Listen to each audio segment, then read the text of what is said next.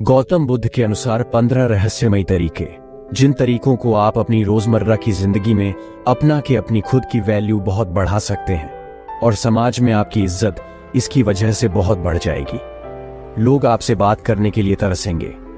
इन 15 तरीकों को बताने के बाद हम आपको गौतम बुद्ध की एक रहस्यमय कहानी बताएंगे, जो कहानी को सुनने के बाद आपको यह पता चल जाएगा कि मन को कैसे नियंत्रित करना है और मन क्या है।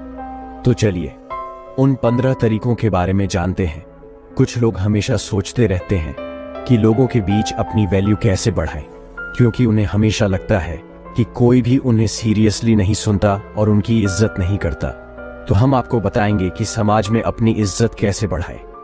इस वीडियो को देखने के बाद आपको किसी से पूछने की जरूरत ही नहीं पड़े कि लोगों के साथ लड़ाई झगड़ा करते रहेंगे तो समाज में आपकी छवि के बीच खुद की इज्जत कैसे बनाएं।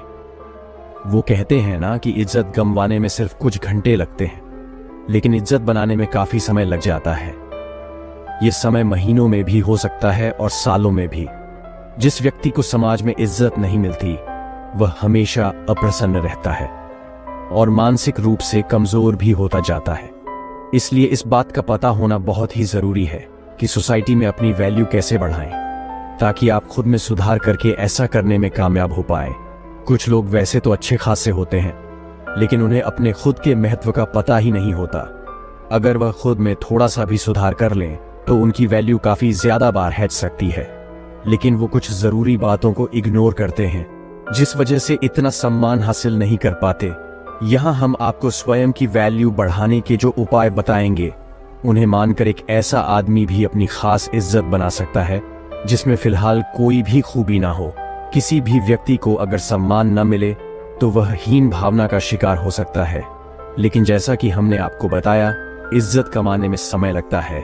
सिर्फ यह सोचने से कुछ नहीं होगा कि सोसाइटी में अपनी इज्जत कैसे बढ़ाएं। आपको इसके लिए समर्पित होना पड़ेगा।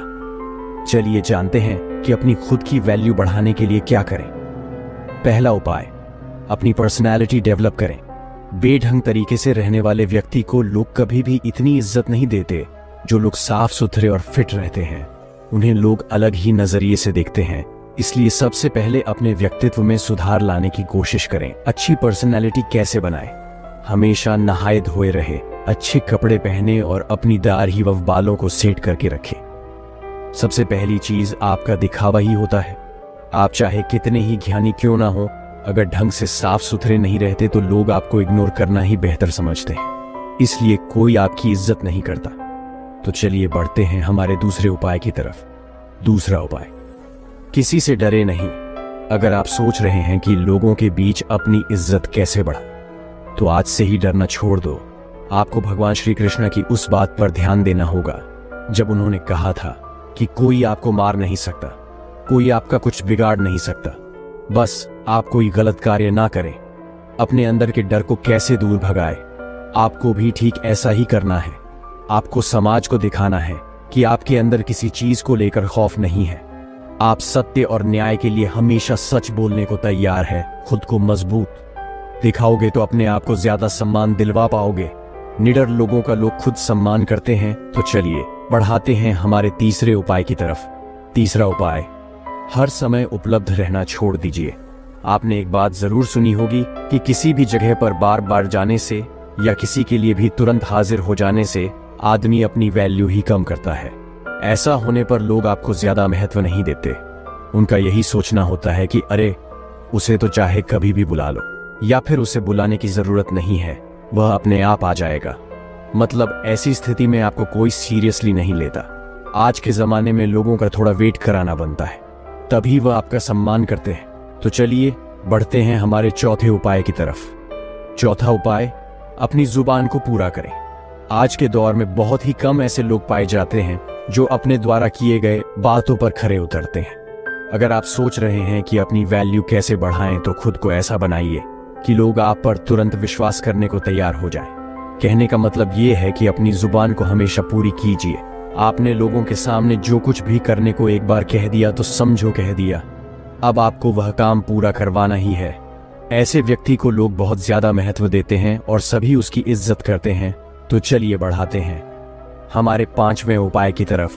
पांचवा उपाय, सामाजिक कार्यों में बढ़ चढ़ कर हिस्सा लें। गांव या शहर के सभी लोग आपको कब पहचानते हैं?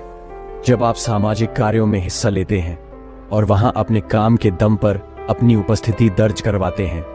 सोसाइटी में अपनी इज्जत बढ़ाने के लिए ऐसा करना बहुत यही वो मौके होते हैं जब आप सब लोगों की नजर में आते हैं। लोग आपके काम से प्रभावित होते हैं और उनके मन में आपके लिए इज्जत बढ़ती है। जब भी गांव या शहर के लिए कोई धर्म का काम या लोगों की सेवा करने का मौका मिले तो जरूर करें। तो चलिए बढ़ाते हैं हमारे छठे उपाय की तरफ। छठा उपाय, समय का सदुपयोग करें। अगर आप जानना चाहते हैं कि अपनी एक अलग शानदार रेपुटेशन कैसे बनाएं, तो समय को खराब करना। हमने बहुत से ऐसे लोगों को देखा है जो अपने जीवन को इतने अनुशासन के साथ जीते हैं कि उनकी बराबरी करना मुश्किल है। यकीन मानिए, हर व्यक्ति ऐसे आदमी की इज्जत करता है। अगर आप अपने समय को यूं ही बकवासबाजी में खराब कर रहे हैं तो कोई भी आपको पसंद नहीं करेगा। सब आपके बारे में ताने ही मारेंगे। इसलिए खाली समय में भी कोई ऐसा काम करें जिससे आपको नहीं तो कम से कम किसी दूसरे को लाभ हो। तो चलिए बढ़ाते हैं हमारे सातवें उपाय की तरफ। सातवां उपाय, कामयाब बने। अगर आप किसी भी क्षेत्र में सफल हो जाते हैं तो लोग आपकी खुद ब खुद इज्जत करने लग जाते हैं। फिर आपको किसी से जानने की जरूरत ही नहीं कि अपनी इज्जत कैसे बढ़ाए, क्योंकि आज के दौर में लोग सिर्फ कामयाब लोगों की ही कद्र करते हैं। जीवन में सफल कैसे बने? आप चाहे कितने भी पढ़े लिखे क्यों ना हो, अगर आप सफल नहीं हैं, आपके पास कोई अच्छा जॉब नहीं है या आपका कोई बिजनेस नहीं है तो लोग आपको पूछते तक नहीं। इसलिए जितने भी युवा हैं वह सबसे पहले अपने करियर पर ध्यान दें। सफल हो गए तो लोग अपने आप रिस्पेक्ट करेंगे। तो चलिए बढ़ाते हैं हमारे आठवें उपाय की तरफ। आठवां उपाय, दूसरों से ज्यादा नॉलेज हासिल करें। अगर आप अपने मोहल्ले या गांव में सबसे ज्यादा सम्मान पाना चाहते हैं तो आपको अन्य लोगों की तुलना में ज्यादा ज्ञान हासिल करना होगा। आपको अपने आप को हर तरह से अपडेटेड रखना होगा ताकि जब आप बोले तो सभी लोग ध्यान लगाकर सुने। लिए आप टीवी पर न्यूज़ वगैरह देखते रहें और न्यूज़पेपर्स वगैरह पढ़ते रहें। जो व्यक्ति जितना ज्यादा ज्ञानी होता है उसे लोग उतना ही ज्यादा पसंद करते हैं। तो चलिए बढ़ाते हैं हमारे नव उपाय की तरफ। नवा उपाय, बेबाकी से जवाब दें। आज वह दौर है जहां कमजोर व्यक्ति को तुरंत दबाने की कोशिश की जाती है। एक बार किसी से दबने के बाद वह बार बार आप पर कटाक्ष करने लगते हैं। उन्हें देखकर दूसरे लोग भी आपके मजे लेने लगते हैं। आपको ऐसा होने से होगा। स्मार्ट कैसे बने? अगर कोई आपसे मस्ती में आकर बात कर रहा है तो उससे आंख से आंख मिलाकर बेबाकी से जवाब दें ताकि सामने वाला व्यक्ति और अन्य लोग तुरंत समझ जाए कि यह बंदा काबू में आने वाला नहीं है। आजकल अपनी इज्जत खुद करवानी पड़ जाती है। तो चलिए बढ़ाते हैं हमारे 10वें उपाय की तरफ। 10वां उपाय, अपने टैलेंट को शो कीजिए। कुछ लोग वैसे तो हर वक्त सोचते रहेंगे कि अपनी वैल्यू कैसे बढ़ाएं, लेकिन उसके लिए जो जरूरी कदम है वो नहीं उठाए। जी हां, लोग इज्जत करते हैं टैलेंट की, किसी व्यक्ति की नहीं। वो दौर गया जब आदमी की इज्जत की जाती थी। आज के जमाने में इज्जत हासिल करने के लिए आपको अपने अंदर छुपे हुनर को लोगों को दिखाना होगा, तभी तो लोग आपको खास समझेंगे। इसलिए आपके अंदर जितने भी अच्छे गुण और हुनर हैं उन्हें लोगों के सामने बाहर निकालिए। 11वां उपाय, अपनी सुख सुविधा पर खर्च करें। आजकल जमाना दिखावे का है। अगर आप सिर्फ पैसे कमाकर जमा करते रहेंगे लेकिन उनका उपयोग बिल्कुल भी नहीं करेंगे तो लोग आपको कंजूस कहेंगे। ऐसे में रिस्पेक्ट करना तो दूर, लोग आपको कंजूस कहकर आपका मजाक बनाते हैं। आपके पास पैसा है तो लालच करना ठीक नहीं। अपने पैसे से कुछ ऐसे काम करिए या ऐसी चीजें खरीदिए जिससे आप लोगों का ध्यान अपनी तरफ खींच पाए। अगर लोगों को लगेगा कि आप वाकई लाइफ को एंजॉय कर रहे हैं तो लोग आपके प्रशंसक बन जाएंगे। तो चलिए बढ़ाते हैं हमारे 12वें उपाय की तरफ। 12वां उपाय, महिलाओं की इज्जत करें। समाज में महिलाओं का भी स्थान होता है। अगर आप चाहते हैं कि अपनी अच्छी रेपुटेशन कैसे बनाएं तो महिलाओं की इज्जत करना सीख लें। याद रखें, महिलाओं द्वारा की गई पब्लिसिटी बहुत ही जल्द आपके एरिया में फैल जाती है। अगर आप सभी महिलाओं की इज्जत करेंगे तो आपके गांव में बात फैलेगी कि आप वाकई एक सम्माननीय और अच्छे व्यक्ति हैं। वहीं अगर आप महिलाओं की नजर में गिर गए तो अपनी इज्जत बढ़ाने के बाद में सोचना भी मत, क्योंकि फिर यह काम लगभग असंभव हो जाएगा। तो चलिए बढ़ते हैं हमारे 13वें उपाय की तरफ। 13वां उपाय, कुछ अलग करके दिखाएं। खुद की वैल्यू बढ़ाने के तरीके, टिप्स तो कई हैं, पर यह वाला एक ऐसा तरीका है जो एक झटके में आपकी इज्जत बढ़ा सकता है। जी हाँ, साधारण जीवन तो सभी जीते हैं और ज्यादातर लोग बस खुद के लिए ही जीते हैं। अपने सपने को कैसे पूरा करें? आप अपने जीवन में कोई ऐसा काम कीजिए जिसे सब याद रखें और लोगों के बीच आपकी साख बन जाए। आप किसी भी क्षेत्र में अपने गांव या शहर का नाम रोशन कीजिए या फिर कोई धर्म का ऐसा काम कीजिए जिससे गरीब लोगों को लंबे समय तक फायदा मिले। उपाय 14 अजीवा, अपनी कमजोरी किसी को ना बताएं। एक मजबूत इंसान वह होता है जो अपने दुख को खुद अकेला झेलता है लेकिन खुशियों को सबके साथ बांटता है। ऐसा व्यक्ति वास्तव में इज्जत का हकदार होता ही है, क्योंकि यह एक खास गुण है जो सब में नहीं होता। आजकल लोग दूसरे लोगों की कमजोरी पकड़ धने के चक्कर में लगे रहते हैं ताकि उन्हें घेरा जा सके और लोगों के बीच उसकी खिल्ली उड़ जा सके। आपको ध्यान रखना है कि अपनी कमजोरी को खुद तक ही सीमित रखें, अन्यथा लोग आपकी उसी कमजोरी को निशाना बनाएंगे। तो चलिए बढ़ाते हैं हमारे 15वें उपाय की तरफ। उपाय 15वां, सबके साथ प्यार से रहें। इज्जत उसी व्यक्ति की होती है जो खुद दूसरों को इज्जत देता है। अगर आप सब खराब होगी और कोई भी आपका सम्मान नहीं करेगा। अच्छा व्यवहार एक बहुत बड़ी चीज होती है जो अनपढ़ और गरीब व्यक्ति को भी इज्जत दिलवा देता है, चाहे कोई छोटा हो या बड़ा। सबके साथ प्रेम के साथ बात करें, उनके साथ जब भी समय बिताएं, हंसते मुस्कुराते रहे। इस तरह से हर व्यक्ति आपके व्यवहार से प्रभावित होकर आपकी इज्जत करेगा। इस तरह से यदि आप वीडियो में बताई गई बातों पर अमल करते हैं तो निश्चित ही लोग आपकी इज्जत करना शुरू कर देंगे। आप लोगों की नजर में एक अलग ही व्यक्ति होंगे और आपकी छवि उन्हें आपकी इज्जत करने को मजबूर कर देगी। तो मैंने तो आपको अपनी इज्जत को कैसे बढ़ाए यह तो बता दिया। अब हम गौतम बुद्ध की एक रहस्यमयी कहानी से जानेंगे कि अपने मन को कैसे समझें और उस पर विजय पाने के लिए कौन सी विधि का पालन करें। तो चलिए कहानी की शुरुआत करते हैं दोस्तों। एक बार एक व्यक्ति बुद्ध के पास आता है और उनसे पूछता है कि बुद्ध, अपने मन को काबू में करने और उसे समझने का पहला चरण क्या है और इसके लिए हम कहां से शुरुआत करें कि हमारा मन हमारे वश में आ जाए। बुद्ध मुस्कुराते हैं और उसका उत्तर देते कि अपने मन को समझने का पहला चरण है इसके द्वारा दिए गए लालचों की व्यर्थता को देख लेना। जिस इंसान ने अपने मन के द्वारा दिए गए लालचों की व्यर्थता को देख लिया, उसने इससे मुक्त होना शुरू कर दिया। और उसके बाद वह व्यक्ति बुद्ध से पूछता है कि हमारा मन जो हमें लालच देता है उसकी व्यर्थता को कैसे देखा जाए। बुद्ध कहते हैं, अपने अनुभव से मनुष्य जिस भी गलत कार्य को अति में करता है उससे उसे दुख मिलता है और यही दुख उसका अनुभव है और यही अनुभव उसके रूपांतरण का कारण बन सकता है। जिसने देख लिया और वास्तव में देख लिया कि नशा करना केवल दुख है, उसने नशे से मुक्त होना शुरू कर दिया। जिसने देख लिया कि ईर्ष्या केवल खुद को जलाती है और वास्तव में देख लिया, उसने ईर्ष्या से मुक्त होना शुरू कर दिया। तुम्हारा ये देख लेना कि मन लालच तो हमेशा तुम्हें तृप्ति का देता है, लेकिन यह तुम्हें सदैव अतृप्त है और यही अपने मन को समझने का पहला चरण है। कहानी को आगे बढ़ाने से पहले आपको इस एक प्रश्न को समझना आवश्यक है और वह प्रश्न है कि आप अपने मन को वश में करना क्यों चाहते हैं। क्योंकि आपने यह अनुभव कर रखा है कि आपका मन आपको दुख देता है, पर क्योंकि आपको आपके मन के लालच बहुत बड़े सुहावने लगते हैं, इसीलिए आप इन लालचों के पीछे छुपे हुए दुखों को नहीं देख पाते। सिर्फ अपने दुखों को देख लेने से आपका मन आपके वश में नहीं हो जाएगा। उसके लिए आपको दूसरा चरण क्या है ये समझना होगा।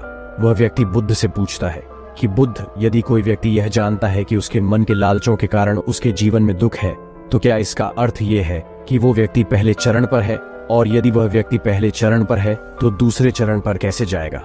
बुद्ध कहते हैं कि उस व्यक्ति को खोज पर निकलना होगा, किसी ऐसे व्यक्ति की खोज पर जो अपने मन से मुक्त हो चुका है और जिसने अपने मन को जान लिया है, क्योंकि तुम्हारा मार्गदर्शन वही कर सकता है जो उस जगह पर पहुंचा हुआ है और जहां तुम जाना चाहते हो। दोस्तों, यहाँ पर एक बात समझनी आवश्यक है कि खोज पर निकलने का अर्थ ये नहीं है कि आप सन्यासी बन जाएं, बल्कि खोज पर निकलने का अर्थ ये है कि कोई ऐसा व्यक्ति खोजना जो आपका मार्गदर्शन कर सके। अब यहाँ पर प्रश्न ये उठता है कि ऐसे व्यक्ति को कहाँ पर खोजे, क्योंकि आस पड़ोस में तो सभी लोग अशांत भरे पड़े हुए हैं। मैं और आप इस इंटरनेट के बद ही जुड़े हुए हैं। अगर इंटरनेट नहीं होता तो क्या आप मेरे इस वीडियो को देख पाते? नहीं ना।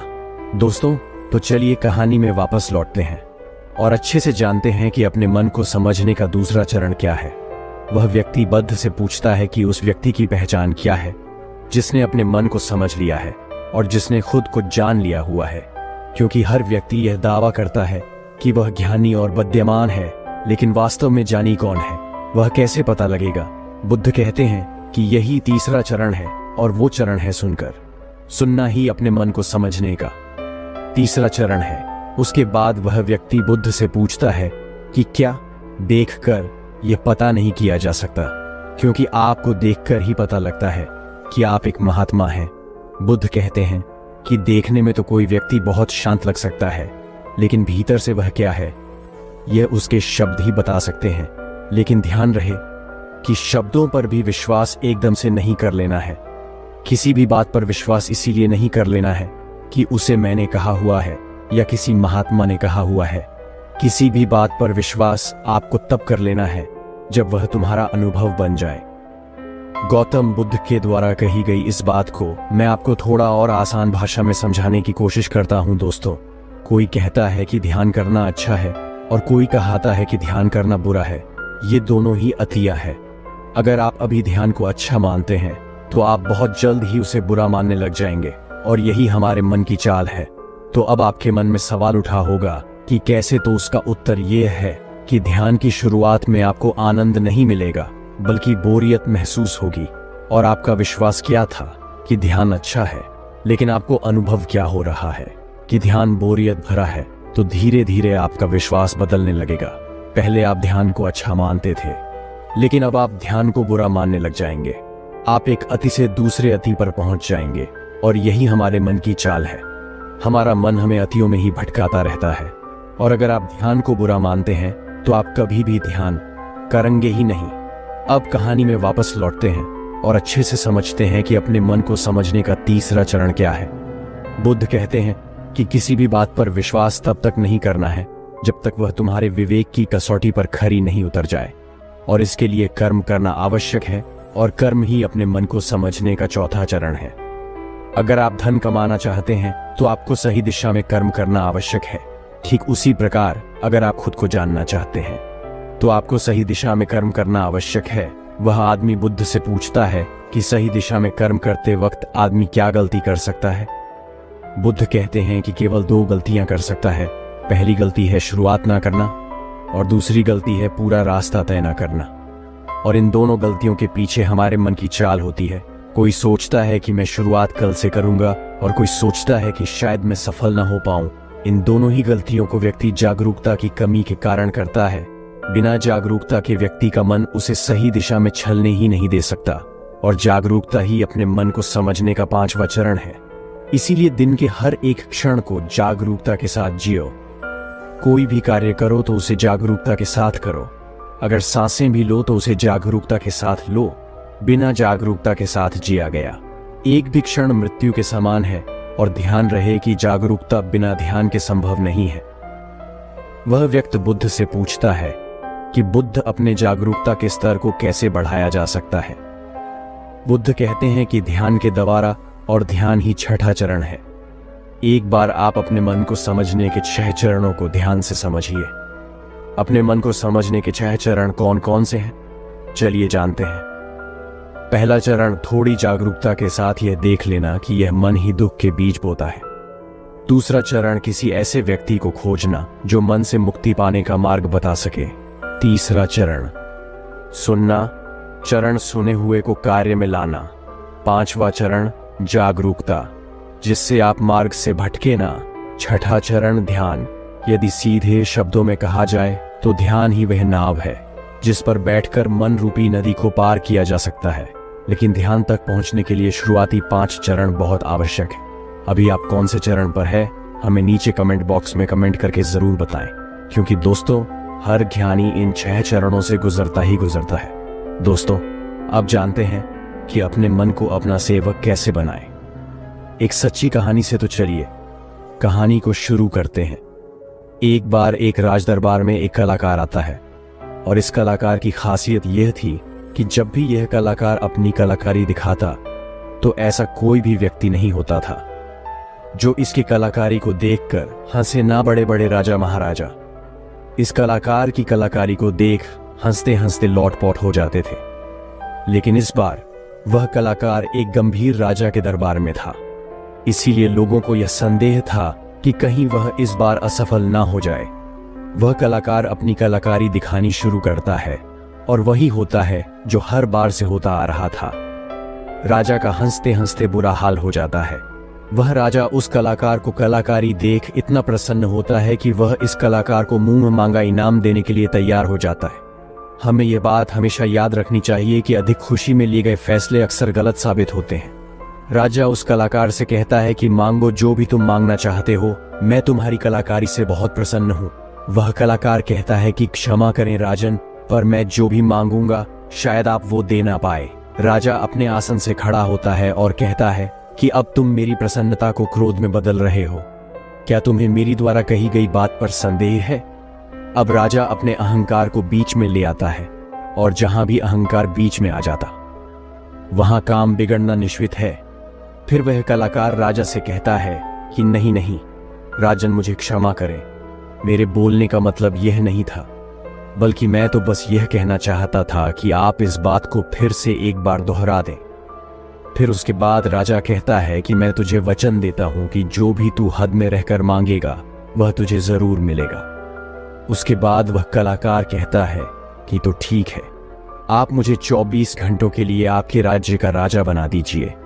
उस कलाकार की सुन राजा मन ही मन सोचता है कि अच्छा है, मैंने इसे हृदय में रहकर मांगने को कहा था, वरना यह तो हमेशा के लिए राजा बनता। वैसे तो 24 घंटे कोई बड़ी बात नहीं है। और उसके बाद राजा सोच समझकर उस कलाकार से कहता है कि ठीक है, अगले 24 घंटे के लिए मैं तुम्हें राजा घोषित करता हूं। राजा बनने के 1 घंटे के अंदर ही वह कलाकार, जो कि अब राजा बन चुका था, वह पुराने राजा को फांसी पर चढ़ा देता है और दूसरे घंटे में वह पुराने राजा के सभी भरोसेमंद लोगों को हटाकर अपने भरोसेमंद लोगों को रख लेता है। आप में से बहुत सारे लोग उस राजा को मूर्ख समझ रहे होंगे, परंतु मैं आपको बताना चाहता हूं कि वह राजा कोई और नहीं बल्कि आप है, और वह कलाकार आपका मन है। आपका मन आपको थोड़ी सी खुशी क्या दे देता है कि आप उसके पीछे पीछे हो लेते हैं। जो वही कहता है वही आप करते हैं और बाद में आपके हाथ में केवल पछतावा ही लग जाता है। किसी भी चीज का मजा लेना समस्या नहीं है, बल्कि इस मजे में ही डूबकर अपनी सूझबूझ खो देना समस्या है। अब दूसरे प्रश्न का उत्तर समझिए, हम अपने मन को काबू में कैसे करें, अपने मन को कैसे नियंत्रित करें। दोस्तों, हमारा मन हमसे सिर्फ बुरे काम ही नहीं करवाता, बल्कि यह आपसे अच्छे काम भी करवाता है। मैं आपको एक उदाहरण देकर समझाता हूं। जब आप ईर्ष्या का सहारा लेते हैं तब आपका मन बुरे काम करता है, और जब आप क्रोध का सहारा लेते हैं तब आपका मन बुरे काम करता है। जब आप मोह, अहंकार और लालच जैसे बुरी चीजों का सहारा लेते हैं तब आपका मन आपसे बुरे काम करवाता है, और जब आप प्रेम, दया और कृतज्ञता जैसी अच्छी भावनाओं का सहारा लेते हैं तब आपका मन अच्छे काम करता है। इसलिए समस्या मन नहीं है, बल्कि मन का इस्तेमाल किस तरह से किया जा रहा है। यह समस्या है गौतम बुद्ध ने जागरूकता को इतना महत्वपूर्ण इसलिए बताया हुआ है क्योंकि जागरूकता के द्वारा ही अपने मन को नियंत्रित कर सकते हैं। मन को नियंत्रित करने का मतलब यह नहीं है कि आपके मन में नेगेटिव विचार आने ही बंद हो जाए। मन को नियंत्रित करने का सही मतलब यह है कि आपका कोई भी विचार आपको विचलित ना कर पाए। विचलित होने का अर्थ सिर्फ परेशान होना नहीं है, बल्कि खुश होना भी होता है। बहुत ज्यादा खुश होना समस्या नहीं है, परंतु उस खुशी में कोई निर्णय लेना समस्या है। उदाहरण, किसी से कोई वादा कर देना। ठीक उसी प्रकार बहुत ज्यादा दुख होना समस्या नहीं है, बल्कि इस दुख के कारण कोई निर्णय लेना समस्या है। उदाहरण, आत्महत्या करना। अगर आप बड़े जागरूकता के साथ यह देख पाए कि सुख और दुख इन दोनों की अति में कोई भी निर्णय लेना दुख और पीड़ा को जन्म देता है, तो आप आंख बंद करके सुख के पीछे नहीं भागेंगे, और अगर आप सुख के पीछे नहीं भागेंगे तो दुख आपके पीछे नहीं भागेगा, क्योंकि ज्यादातर लोग जिसे सुख समझते हैं वह दुख की परछाई है। अब लोग इस बात का यह अर्थ निकाल लेंगे कि हमें सुख का आनंद नहीं लेना चाहिए, जबकि यह निष्कर्ष बिल्कुल गलत है। अगर आप सुख और दुख इन दोनों की अति में कोई निष्कर्ष नहीं निकालते हैं तो आप वही रहते हैं जहां आपको रहना चाहिए, मध्य बिंदु पर, जिसकी बात हर बार बुद्ध कहते हैं। मैं आपको मन के बारे में एक खास बात बताता हूं। आपको ऐसा कब लगता है कि आपको अपने मन को वश में करना चाहिए? मैं आपको बताता हूँ। जब आप वो काम कर रहे होते हैं जो काम करना आपके लिए सही नहीं होता है, तब आपको महसूस होता है कि आपको अपने मन को अपने वश में करना चाहिए, मगर आप वह काम फिर भी करे जाते हैं क्योंकि आपको उस काम को करने में मजा आता है। उदाहरण के लिए चुगली करना। आपको पता है कि चुगली करने से आपको कुछ भी फायदा नहीं होगा, फिर भी आप चुगली करते हैं क्योंकि चुगली करने में शुरुआत में मजा आता है, परंतु धीरे धीरे ही आपको पता चलता है कि आप अपने ही नजरों में छोटे बन गए हो। दोस्तों, गौतम बुद्ध के द्वारा दिया गया यह सूत्र मैं आपको आज बताता हूँ जो आपकी जिंदगी बदल सकता है। और वो सूत्र है, जिन कामों को करने में शुरुआती बहुत मजा आए तो वह काम आपके लिए हानिकारक है। उदाहरण के तौर पर फनी और गंदे वीडियो देखना, वेब सीरीज, जंक फूड खाना और सुबह देर से उठाना इत्यादि। और जिन कामों को शुरुआती में करने में कम मजा आता है या बोरियत महसूस होती है, वह काम आपका जीवन बदल सकता है। उदाहरण के लिए किताबें पढ़ना, व्यायाम करना, सुबह जल्दी उठना, ध्यान करना और इंटरनेट का सही इस्तेमाल करना इत्यादि।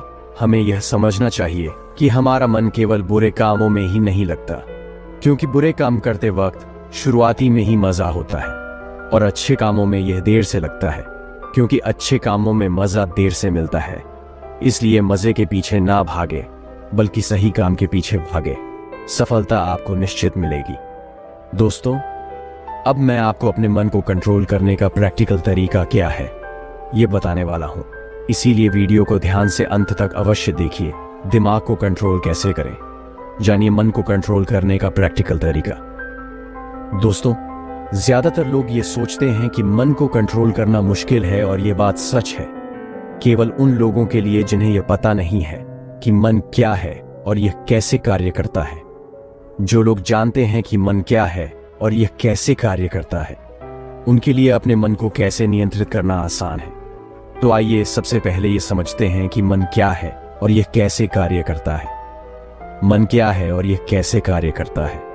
हमारा मन दो हिस्सों में बटा हुआ है, पहला चेतन मन और दूसरा अवचेतन मन। चेतन मन को हम सब बुद्धि के नाम से जानते हैं। यह हमारे भीतर एक फिल्टर की तरह काम करता है। जो भी जानकारी हमारे अंदर जाती है उसे यह जांचता और परखता है। चेतन मन के पास तर्क करने की क्षमता है और यह सही और गलत के बीच चुनाव कर सकता है, परंतु अवचेतन मन ऐसा नहीं है, उसका कार्य अलग है। हमारे अवचेतन मन सही और गलत के बीच चुनाव नहीं कर सकता है। जो भी जानकारी चेतन मन सही मानकर अवचेतन मन में भेज देता है, वह उसका विरोध नहीं करता है, चाहे वह जानकारी गलत ही क्यों ना हो। एक उदाहरण देकर समझाता हूँ। मान लीजिए कोई व्यक्ति आपको कमजोर कहता है, मगर आप कमजोर नहीं है तो आपका चेतन मन उस व्यक्ति की बातों का विरोध करेगा। मगर जब वह व्यक्ति उसी बात को आपसे बार बार कहेगा और उसी के साथ ही अन्य लोग भी उसी बात को बार बार कहेंगे, तो आपका चेतन मन इस बात को सच मान लेगा और आपके अवचेतन मन में भेज देगा। और अवचेतन मन का काम है जो बात उसके भीतर चली गई है उसे सच साबित करना। इसका सबसे बड़ा उदाहरण है, जब हम छोटे हुआ करते थे उस समय हमारे भीतर बहुत आत्मविश्वास था, परंतु जैसे जैसे हम बड़े होते गए हमारा आत्मविश्वास कम होता गया, क्योंकि हमारे स्कूल और कॉलेजेस से और समाज से बार बार नकारात्मक बातें सुनने को मिली और हमारा अवचेतन मन उन्हें सच मान बैठा। हो सकता है कि आपने इस बात पर ध्यान दिया हो कि आप गलत करना तो नहीं चाहते, परंतु फिर भी गलत करते हैं। आप डरना तो नहीं चाहते, लेकिन डर जाते हैं। ऐसा क्यों होता है? क्या आप जानना चाहते हैं? तो वीडियो के अंत तक बने रहे दोस्तों। ऐसा इसीलिए होता है क्योंकि जाने अनजाने में आपके अवचेतन मन में बहुत सारी गलत जानकारी चली गई हुई है, जिसे वह सच मन बैठा हुआ है। तो अब प्रश्न ये उठता है कि इसका समाधान क्या है, क्योंकि बहुत सारी गलत जानकारी हमारे भीतर जा चुकी है और हमारा आत्मविश्वास कम हो चुका है। अब आप इसका समाधान समझिए। अब तक आपने यह समझा कि मन क्या है और यह कैसे काम करता है। अगर एक लाइन में कहूं कि मन क्या है, तो हमारा मन जानकारी का एक ढेर है जो जाने अनजाने में हमारे भीतर चली गई हुई है। अब हमें सबसे पहले यह समझना होगा कि चेतन मन जानकारी लेता कहां से है, वे कौन से द्वार है जहां से जानकारी भीतर प्रवेश करती है। अपने मन को कंट्रोल करने के उपाय और समाधान हमारे अंदर जानकारी जाने के 5 द्वार है, और वो है आंख, कान, नाक, जीभ और त्वचा। इन्हें हम 5 इंद्रियों से भी जानते हैं। बहुत सारी गलत जानकारी हमारी भीतर जाने के कारण हमारा मन हमारे वश में नहीं है। अगर हम अपने मन को अपने वश में करना चाहते हैं तो हमें बहुत सारी सही जानकारी इस मन को देनी होगी। कम से कम उतनी सही जानकारी जितनी गलत जानकारी हमारे भीतर पहले से पड़ी हुई है। सही जानकारी और गलत जानकारी के बीच का अंतर समझिए। सही जानकारी वो है जो आपको आपके लक्ष्य की तरफ ले जाए और गलत जानकारी वो है जो आपको आपके लक्ष्य से भटकाए। उदाहरण से समझिए कि एक सन्यासी का लक्ष्य आत्मज्ञान है और आत्मज्ञान के लिए ध्यान करना आवश्यक है। अगर कोई चीज उसे ध्यान करने से रोकती है तो वह उसके लिए एक गलत जानकारी है। एक और उदाहरण देकर समझाता हूँ। मान लीजिए कि आपको एक गायक बनना है तो गायक बनने के लिए रियाज करना बहुत जरूरी है। अगर कोई चीज आपको रियाज करने से रोक रही है तो वह आपके लिए एक गलत जानकारी है। तो अपने मन को कंट्रोल करने के लिए आपके पास एक लक्ष्य का होना बहुत जरूरी है, क्योंकि अगर आप अपने मन को कहीं पर जाने से रोक दोगे तो उसे कहीं पर तो भेजना भी तो पड़ेगा। अगर आपके पास लक्ष्य है तो आपको सबसे पहले क्या करना है, ये ध्यान से समझ लीजिए। सबसे पहले इस चिंता को छोड़ दीजिए कि कितनी गलत जान आपके भीतर जा चुकी है। आपको बस इतना करना है कि आपके 5 द्वारों पर, यानी कि जहां से जानकारी भीतर प्रवेश करती है, वहां पर जागरूकता का पहरा लगा देना है। कोई भी जानकारी आपके भीतर अनजाने में प्रवेश ना करे। पहरा लगते ही आपको बैलेंस में झूठ जाना है। अब आप ये सोच रहे होंगे कि बैलेंस किस चीज का? बैलेंस आपको नकारात्मकता और सकारात्मकता के बीच में करना है। नकारात्मकता आपके भीतर पहले से ही मौजूद है, अब बस आपको सकारात्मकता को भरनी है। आपको एक बात जान लेनी चाहिए कि सकारात्मकता नकारात्मकता को मिटा देती है, जिस प्रकार रोशनी अंधेरे को मिटा देती है। ये तो बस कहने की बात है कि आपको बैलेंस करना है। सच तो ये है कि जब आप अपने भीतर सकारात्मकता भरने लगेंगे तो आपके अंदर की नकारात्मकता उसी समय मिटने लग जाएगी। दोनों के बीच का बैलेंस होने का तो अवसर ही नहीं आएगा। यहां पर प्रश्न यह निर्माण होता है कि सकारात्मकता को कहां से लाए, तो इसके बहुत सारे तरीके हैं। पहला तरीका यह है कि आप अच्छे लोगों की संगत करिए और उन्हें ऑब्जर्व करके उनसे सीख सकते हैं। अब ये सही लोग आपके पास हो सकते हैं या नहीं भी, आप इंटरनेट, बुक्स और वीडियोस के द्वारा इनकी संगत कर सकते हैं। उदाहरण के लिए, अगर आप बुद्ध की संगत करना चाहते हैं तो आप उनके ऊपर लिखी हुई किताबों को पढ़कर और ऑडियो टेप सुनकर उन्हें समझ सकते हैं। ध्यान रहे, हमेशा ऐसी चीजें पढ़े, सुने और देखें जो आपकी लक्ष्य से जुड़ी हुई हो। जब आप लगातार अपने भीतर अपने लक्ष्य से जुड़ी अच्छी जानकारी भेजते हैं तो आपके अंदर की नकारात्मक जानकारी को धोकर साफ करती है।